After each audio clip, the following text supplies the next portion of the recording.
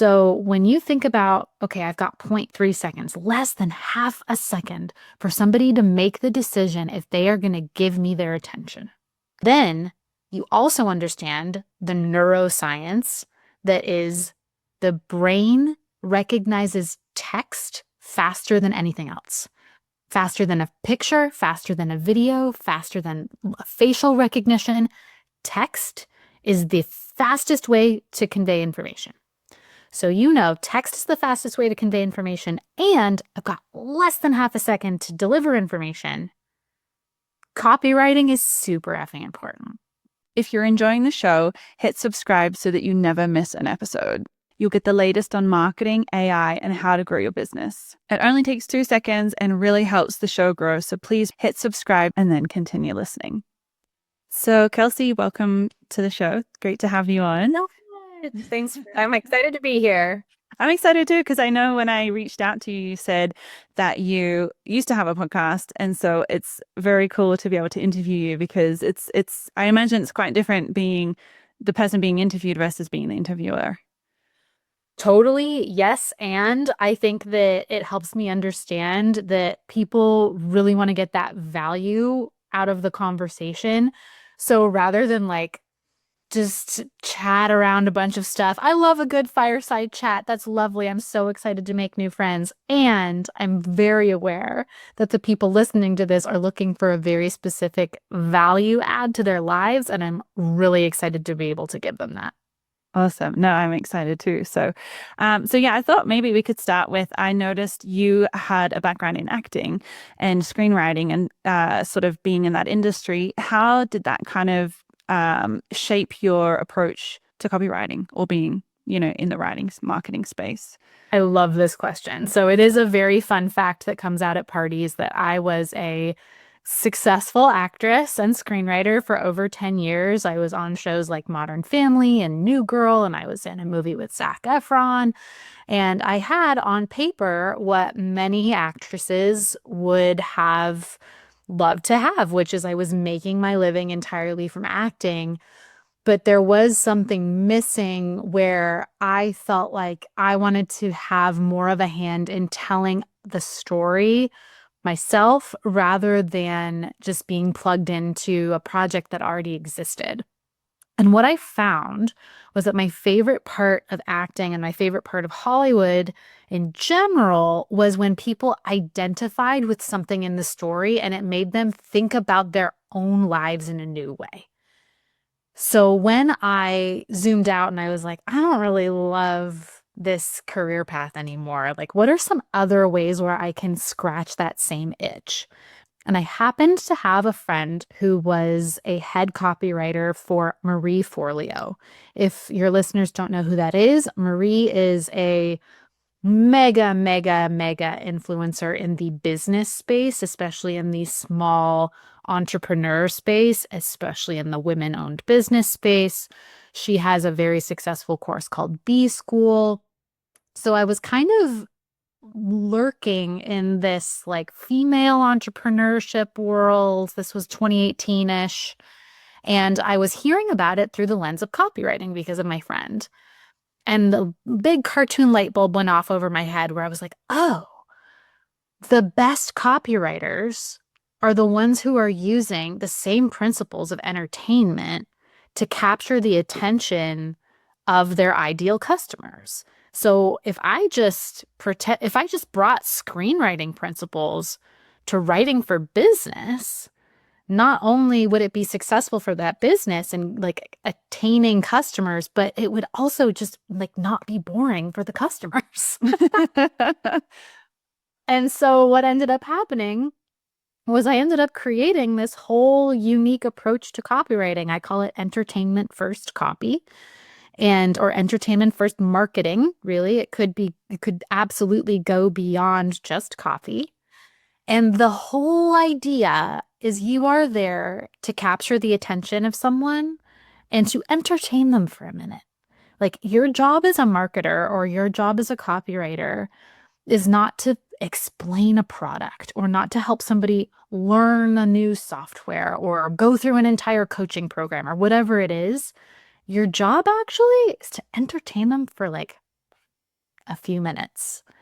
And maybe it's a long form content like a podcast. Maybe it is a 5 second skippable ad on YouTube, but whatever the medium is, your only job is to entertain people and to deliver some information while you do it.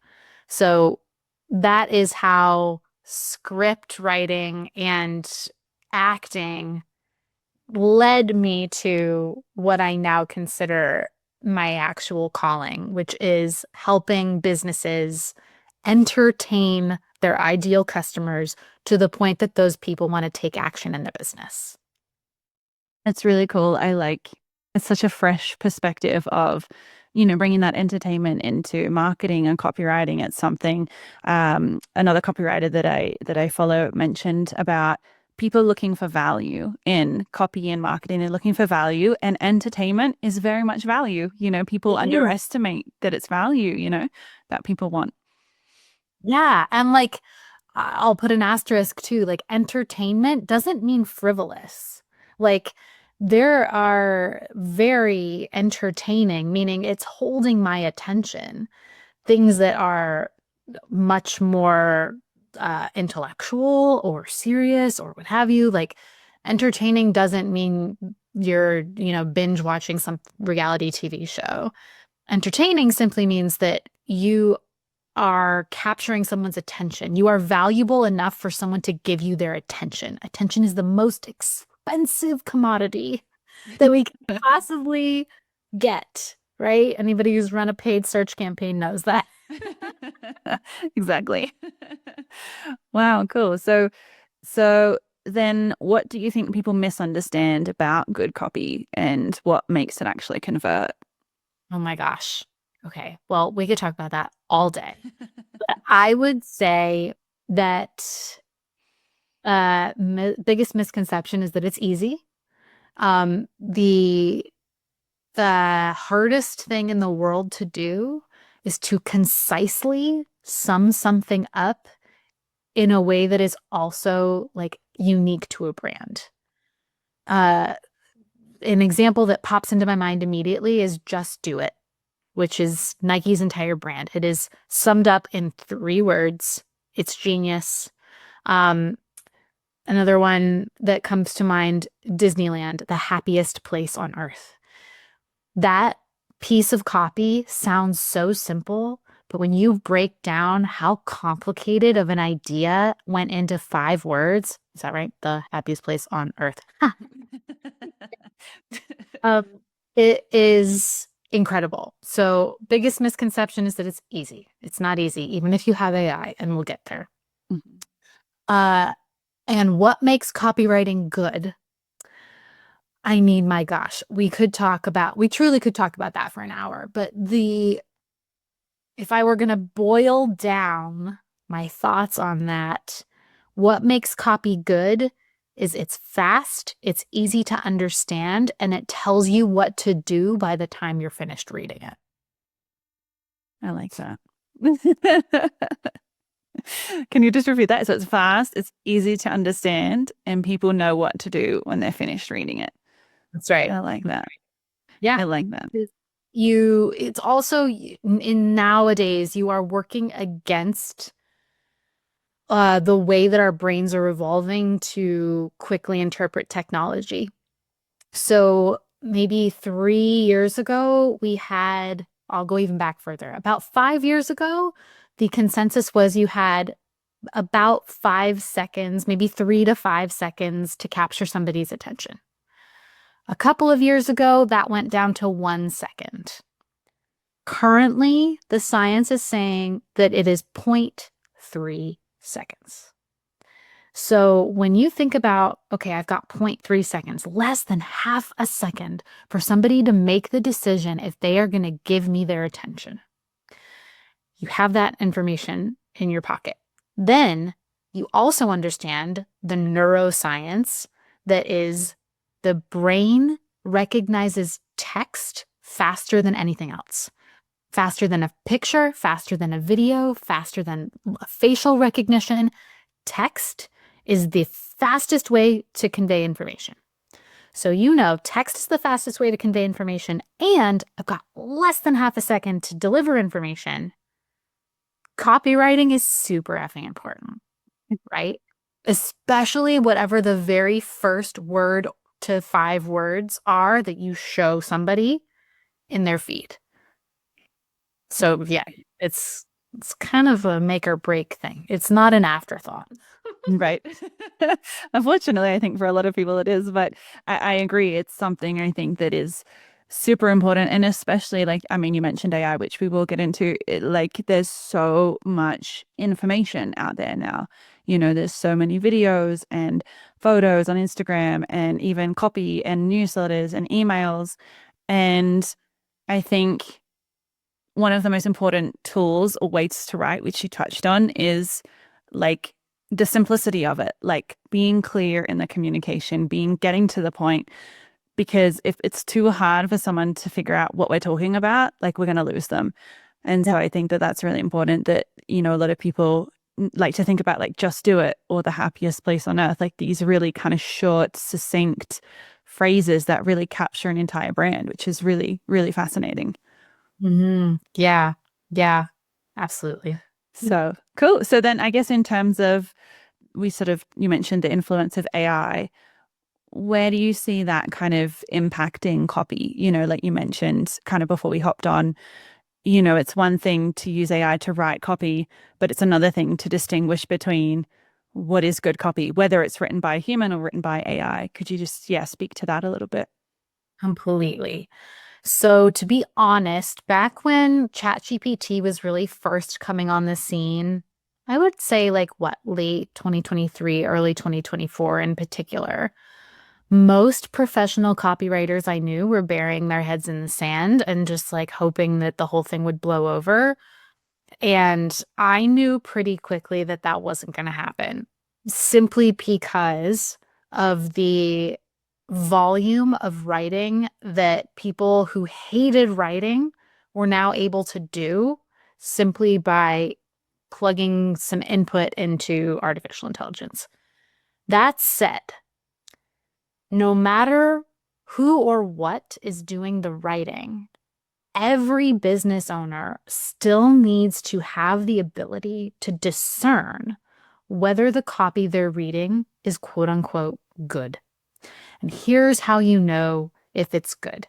You have to learn to think like a copywriter who is not artificial intelligence. And here is how you do that. You learn to think like a copywriter when you are able to discern, is this uh, delivering the information that I need it to deliver? Will someone who has never heard of me or who has never heard of this product be able to understand who I am or what this product is by the end of reading this? And is it super clear what I want the reader to do when they're finished reading this paragraph, list of bullet points, what have you? The other thing that cannot be underestimated is the power of common sense. If you read something and you're like, this is a wall of text, even if it's like really well written, if it's in a big paragraph, you're probably not going to read it. You're probably going to skip it. If it's in a bullet point format, you might be more likely to read it and ingest the information. If it's bullet points with 1 or 2 words bolded for each bullet point, you literally won't be able to help ingesting the information because your brain will do it for you. So just knowing things like that are common sense of like, oh, I feel like I can read this or want to read this versus this is going to take some work to read this or to understand this. It just can't be underestimated. Like you can get really good at using AI. It's a skill like anything else. It's learnable. It is, I understand a lot of people are intimidated by it. But yeah, it's if you can focus on learning to think like a copywriter and learning some key copywriting skills so that you can then actually be a much more effective editor, then you're golden.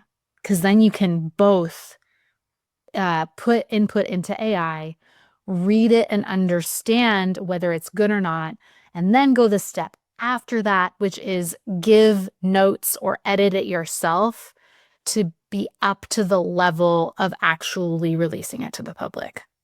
Mm. No, that makes a lot of sense. And I think too, something that maybe a lot of non-copywriters don't always think about is how is the information like visually presented?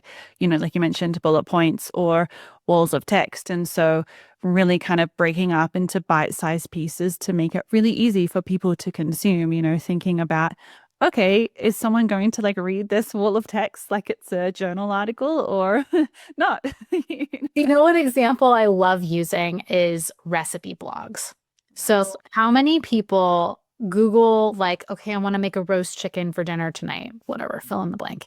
And you Google best roast chicken recipe, and like you choose a recipe, and then there's a button at the top that says jump to recipe. 99.99% of people are going to jump to the recipe. We don't need to know about how your great aunt Mildred made the best roast chicken by rubbing it with herb de Provence that she would dry because she had whatever. Right. Like, And 17 images. right? Like, we don't, that's not how we're there for the recipe. Right. So, like, if you're an author or a writer and you're like writing for a Substack, people are there to read your words. People are there to be entertained in that way. But if you are, I don't know give me an example of a listener of this podcast, like a business that they might have. Like an accounting firm, for instance. Great. If you're an accounting firm, you're not going to start a Substack. People are Right. probably not coming to the accounting firm's website to read your blog. They're probably coming because they need an accountant. So, how do you quickly convey A, what you do, and B, why they should pick you over other accounting firms extremely quickly so that you can just get their email in that contact form? Like, Right. that's another thing is I think a lot of people don't realize your website is your business calling card, and your goal with every page of your website is to get the contact information of the visitor. It's not actually to have the visitor contact you, it's to get their contact information so that you can contact them. That's a whole other conversation. But all this to say that if you're an accounting firm, people aren't coming to read the next great American novel. They're coming to understand what your accounting firm can do for them because they need an accountant. Right. Exactly. And this is something I mentioned accounting firms because they're predominantly my client base is accounting firms and financial services firms because that's also my background. Love it. And it's something that I see on every website is just, I mean, this will probably cover branding too, but they all have very similar colors, but they also all have in the headline, it's usually just their business name or, you know, a couple services. And I'm like, I get this. Like, I get that this is, you know, who you are and you want to tell people, but we also need to think about the customer and be like, what is it that you're going to help them with? What is it they're going to walk away with? What is it that is the core benefit? And like you mentioned, why should they pick you? Well, why should they pick your accounting firm when there's like hundreds of accounting, thousands in probably their city? So it's really like tapping into, I think, thinking about the customer and thinking about what is it they want and what is it and how can we convey that we can fill that solution for them. Completely. There's actually a copywriter trick that I love to use in that case for what would traditionally be called like a quote unquote boring business, like an accountant or a law firm or what have you. Yep. And it is to move the spotlight off of the company and onto the customer. So in that very first sentence, can you actually make the sentence about the customer? Even better if you can phrase it as a question.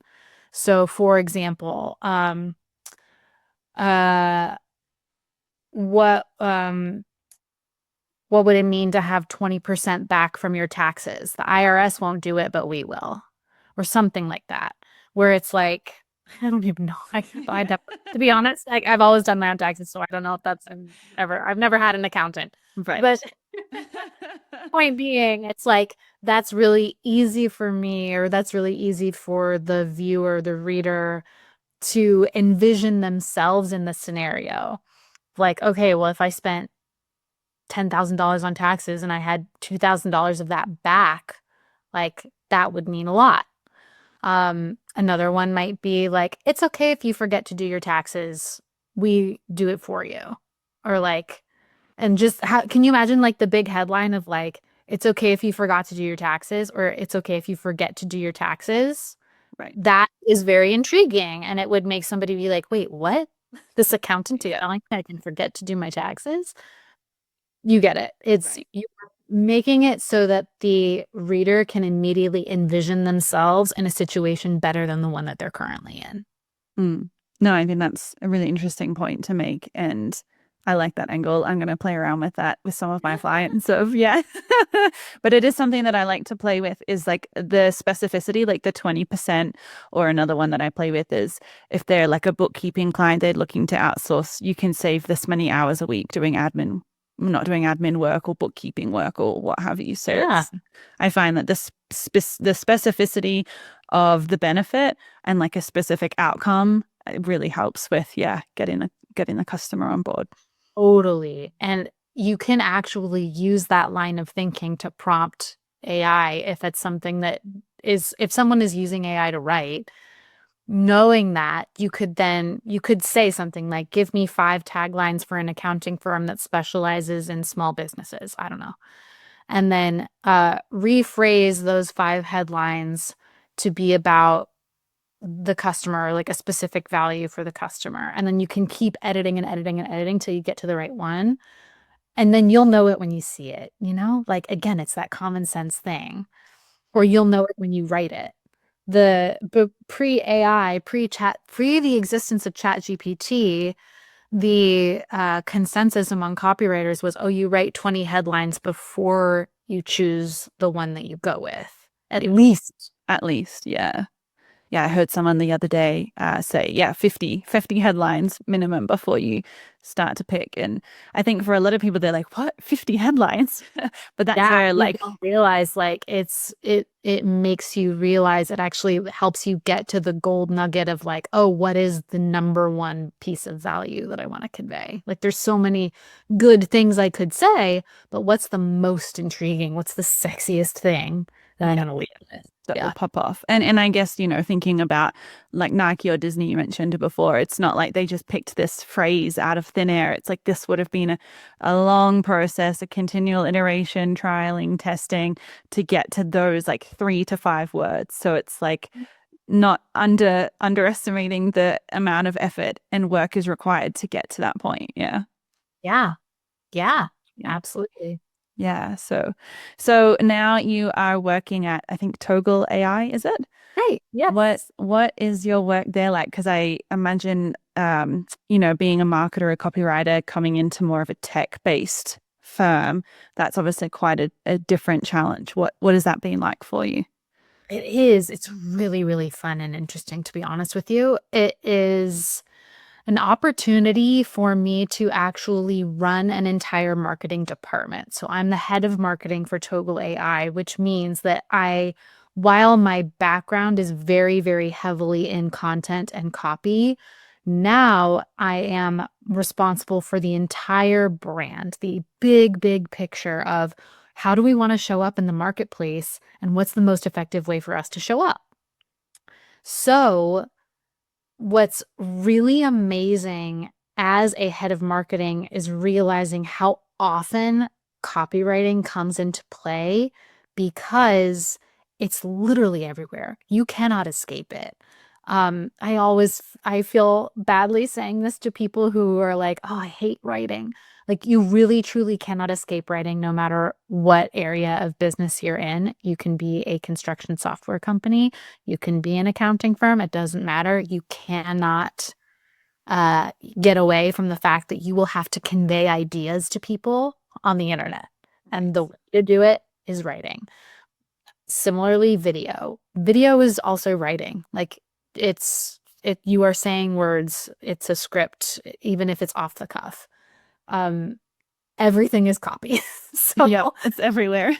exactly. And if you don't have a really strong understanding of communicating, then your marketing is going to fall flat no matter what business you're in. So at Toggle, the challenge that I had when I came in was that, so just to give people a baseline understanding of what our company is, we are a software that is meant for construction professionals where they upload all of their architectural drawings and plans, and then our artificial intelligence can quickly go through all the pages of all those plans and deliver them the relevant information that they need about those plans. For example, how many toilets are in this apartment building? How much concrete am I going to need to pour for this foundation?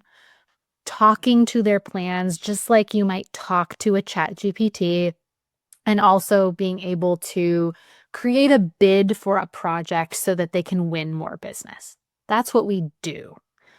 But who we are, our brand, is that we are actually built by builders. We are created by the very people who had the pain point in the industry that we are now solving. So the pain point in the industry was it used to take weeks, even months, to put together one of these bids. And by the time you were done putting together the bid, maybe somebody else already got the job. And people were losing money hand over fist. They were wasting time. Pre-construction is one of the most expensive things in the world. And the people who invented our company were tired of it, and they solved their own problem.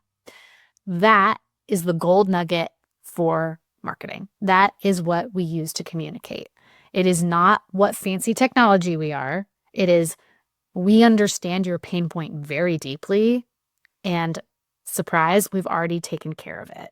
Like, come on in the water's fine. So understanding that whether you're running paid ads, whether you're doing organic SEO plays, whether you're doing social media content, or whether you're at an event speaking and headlining, it all comes down to the same thing, which is your message and copy, and just conveying it in whatever channel you happen to be on that day. Right. And I imagine like that's such an important part of business, and something that takes time to really sit with. Of that's much like the why are we doing this? Like, who are we? Like, I really like the distinction you made between what you do and who you are as a business. And so really, sitting down and thinking, okay, like to use the accounting firm example, that they're very good at saying this is what we do. But like, who are you? Like, what's your personality? Like, why should people come and connect with you? And, I think it's important, especially in the age of AI, to have a personality, to have, a brand and a story, because everything's become so commoditized and generic in terms of content and copy. And it's like, well, who are you and why should we work with you? Like when you mentioned built by builders, it's like, oh, they understand me. That's a big part of why my clients like me, is because I used to be an accountant, so I understand their challenges. And so I think that that's a really important point for businesses to focus on. Yeah. Yeah, absolutely. And if a business owner or whomever is struggling with figuring out what that message is, I'll share a hack that I always use when I'm stuck, which is I go to reviews of either the business that I'm working for or the competitor of the business that I'm working for. And nothing will teach you more than actual customers or actual users, whether it's you or your competition. You will see the same phrases over and over for the things that people like and the things that people dislike. And that can help you shape your messaging and your brand faster than almost anything else. Right. It reminds me of like Reddit forums as well. Like I'll often go be like, oh, what about this product? And then Reddit on the end to see like what people have said about it. And then, yeah, from a business perspective, using, yeah, like you mentioned, reviews or Reddit forums to gather and mine this data and this phrasing direct from the customer's mouth. I think that's really cool.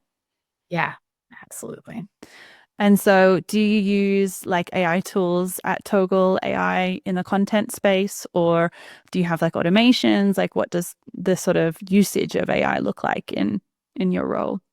I feel like the landscape is constantly changing. And yes, I absolutely use AI pretty much every day.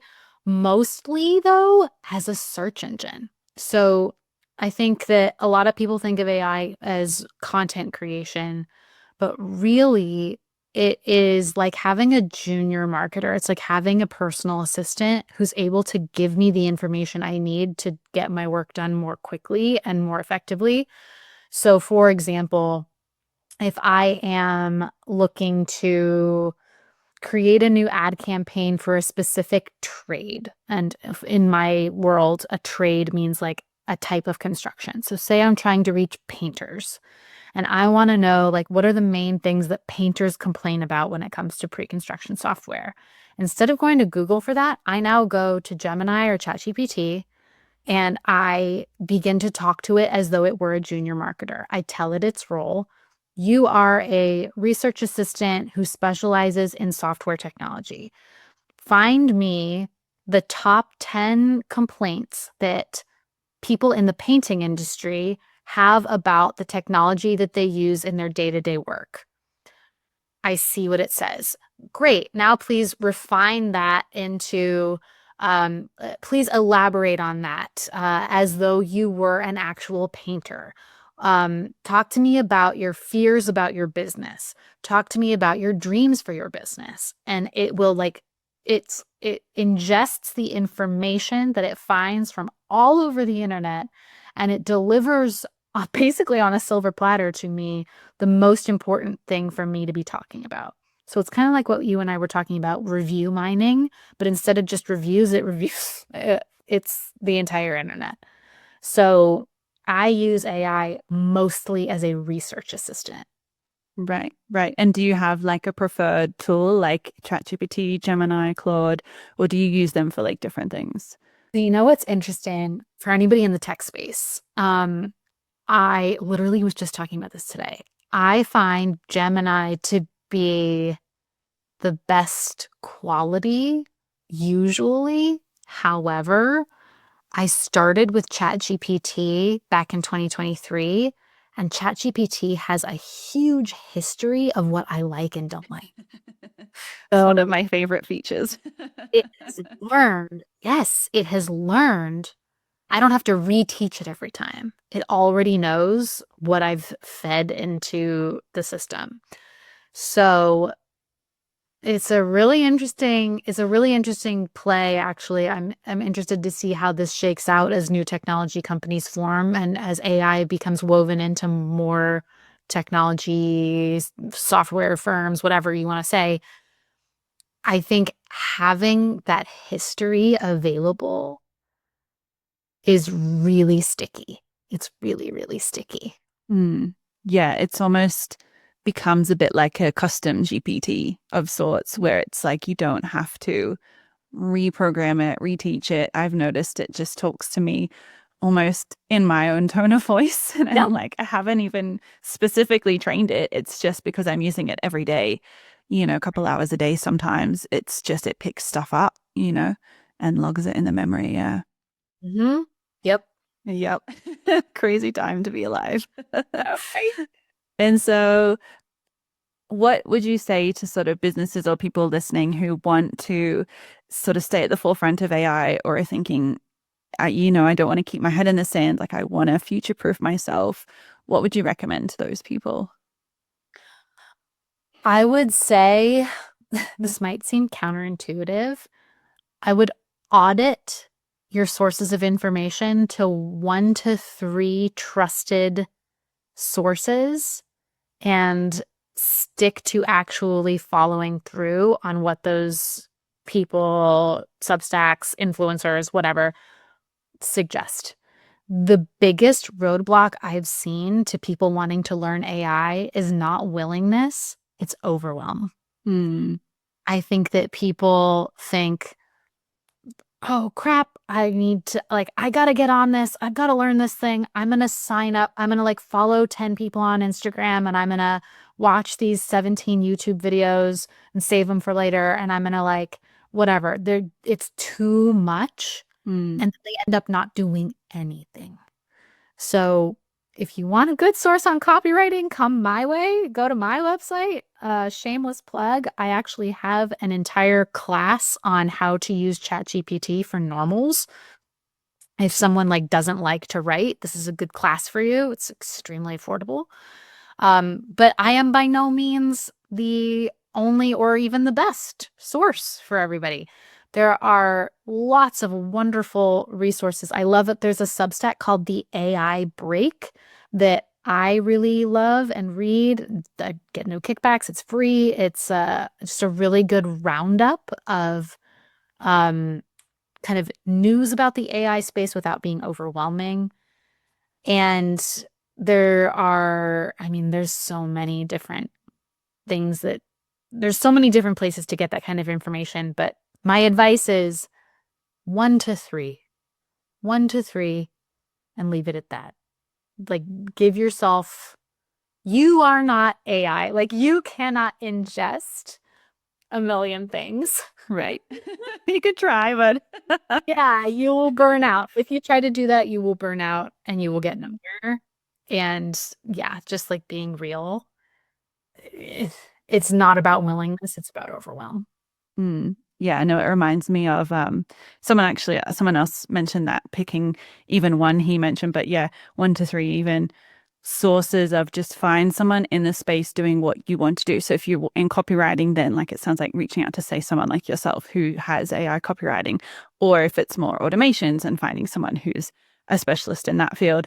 But it's interesting. I started reading this book recently called The Art of Being Alone. And she made this really interesting point, not to do with AI, but just living in the digital age and how we consume so much information that there's this risk that we're losing our authenticity and we're losing connection with ourselves because we're just consuming content, whether that's on Instagram or social media, YouTube, from a book, from Netflix.